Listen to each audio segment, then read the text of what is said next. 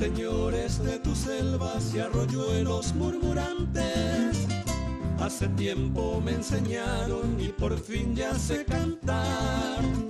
Yo que soy un prisionero de tus calles, de tus campos, donde quiera esté cantando, donde esté remando en la calma acogedora de tus tardes hechiceras, anidaba siempre entera a mi alma soñadora. En el ara de la patria eres aurora naciente y eres paraíso abierto para el que busca amistad. Pueblo y jardín y un florido me enloquece la añoranza de tus bellas colegialas, tu gallarda alma floral.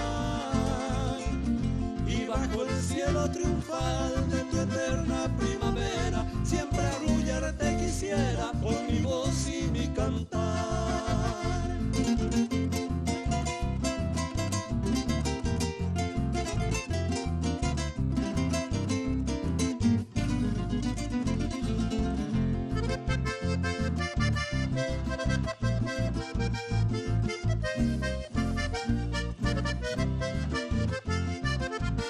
Como cualquier golondrina en mi juventud volando, cuántas veces otros prados y otras flores les canté, pero en horas de añoranza solamente yo pedía regresar a ti algún día, mi Tonaité.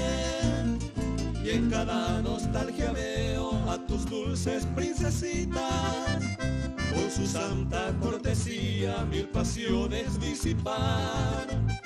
Mi sueño primaveral en tu fontana despierta, corazón de puerta abierta, eres divino lugar. Pueblo y jardín y un florido me enloquece la añoranza de tus bellas colegialas, tu gallarda alma floral.